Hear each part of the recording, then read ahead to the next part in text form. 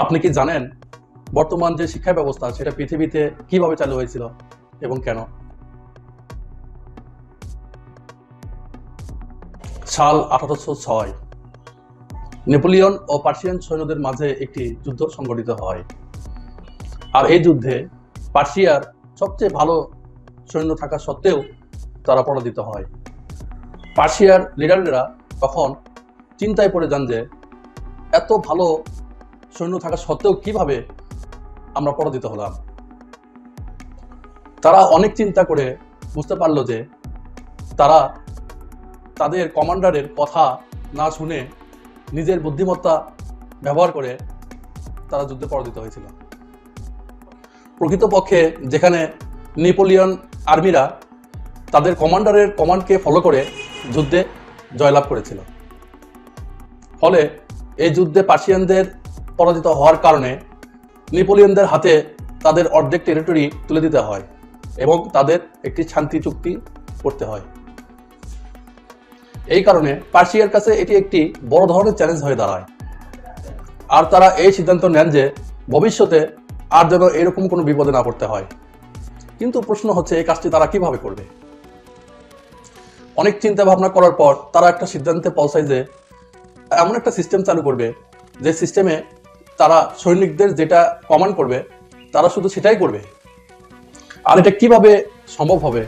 যে পদ্ধতি দ্বারা তাদের ব্রেন বা মস্তিষ্ক কন্ট্রোল করা যাবে, যেন সে নিজের বিষয়ে কিছু ভাবতে না পারে, ভালো মন্দ বিচারও না করতে পারে এবং তাদেরকে যা নির্দেশ দেওয়া হয় তাই অনুসরণ করে এবং সত্যই মনে করে। এই বিষয়ের ওপর ভিত্তি করে 8 বছরের একটা শিক্ষা ব্যবস্থা চালু হয় যার নাম দ্য পার্সিয়ান এডুকেশন সিস্টেম। 5 বছর থেকে শুরু করে 13 বছর পর্যন্ত সবার জন্য এই শিক্ষা বাধ্যতামূলক করা হয়।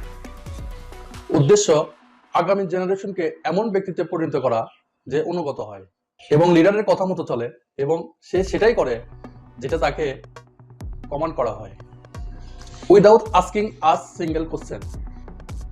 এই 8 বছর শিক্ষার মধ্যে এমনভাবে গড়ে তোলা হয় যেন তারা নিজের কোনো বিষয় চিন্তা না করতে পারে এবং তারা যে এরকম পরিকল্পনা করেছিল ওই রকমই ফলাফল তাদের সামনে আসতে থাকে। এইভাবে এমন একটি ব্যবস্থার প্রচলন হয়েছিল যেন ভবিষ্যতে আসা সব কিছু পরিবর্তন করতে পারে। আর ঠিক এইরকমই হলো। এই সময় আরেকটি বিষয় ছিল যা পৃথিবীতে দ্রুত গতিতে ছড়িয়ে পড়ছিল। ধারণা করে বলুন তো তা কি? সাল 1760 থেকে শুরু করে 1840 পর্যন্ত ইন্ডাস্ট্রিয়াল রেভলিউশনের পিক টাইম। এই সময় গ্লোবাল ইকোনমি খুব দ্রুত বৃদ্ধি ও পরিবর্তন হইতে শুরু করে। এই সময় মানুষ কৃষিকাজ ও হস্তশিল্প করে তারা জীবন ধারণ করত। কিন্তু এই সময় বিশ্বে মেশিন ও যন্ত্রপাতির ব্যবহার শুরু হয়ে যায়। যে পরিমাণ পণ্য একটি মানুষ সারা মাসেও তৈরি করতে পারে না, সেখানে একটি মেশিন একদিনে তার থেকে বেশি পণ্য তৈরি করছিল। কিন্তু এখানে ছিল একটি সমস্যা। আর এই সমস্যাটা কি ছিল? সমস্যা ছিল ফ্যাক্টরিতে ওয়ার্কারদের কমতি। কারণ ওই সময় মানুষ কৃষিকাজ করতেছিল, হাতে তৈরি জিনিসপাতি তৈরি করে তারা জীবন ধারণ করত। এরকম অবস্থায় একটি মানুষ সবকিছু ছেড়ে কেন একটি ফ্যাক্টরিতে ওয়ার্কার হিসেবে কাজ করবে? আর এই সমস্যার সমাধান কিভাবে করা যায়? এখন পার্সিয়ান এডুকেশন সিস্টেম এর ভালো ফলাফলের কারণে বিশ্বে বসে থাকা উপরের লোকদের কাছে পৌঁছে গিয়েছিল।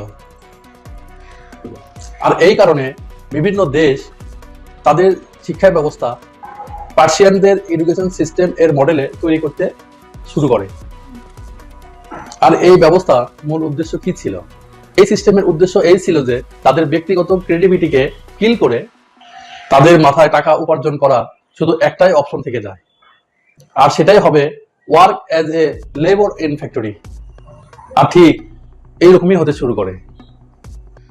যারা এতদিন কৃষিকাজ করে ও ছোটখাটো ব্যবসা বাণিজ্য করে টাকা উপার্জন করছিল, তাদের বাচ্চাদের ব্রেনকে এমনভাবে ব্রেন ওয়াশ করা হয়, যখন তারা লেখাপড়া করে বের হয় তখন তাদের মাথায় টাকা উপার্জন করার শুধু একটাই রাস্তা থেকে যায়, যা হচ্ছে কোনো ফ্যাক্টরি বা কোম্পানিতে কাজ করা। এইভাবে ফ্যাক্টরিতে যে লেবারের বা ওয়ার্কারদের যে কমতি ছিল তা ধীরে ধীরে পূরণ হতে শুরু করে। আর এই কারণে টাকার প্রয়োজনে তারা তাদের লিডারের অর্ডারকেই ডিউটি বলে মনে করে। তাহলে এখন প্রশ্ন আসে, এই সমস্যার সমাধানটা কি?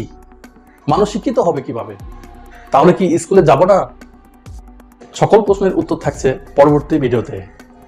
এই চ্যানেলটি সাবস্ক্রাইব করুন এবং পাশে থাকা বেল আইকনটি অন করে দিন, যেন পরবর্তী ভিডিও নোটিফিকেশন আপনাদের কাছে পৌঁছে যায়। আর কোনো কথা থাকলে আপনারা কমেন্টে জানাবেন। ধন্যবাদ সবাইকে।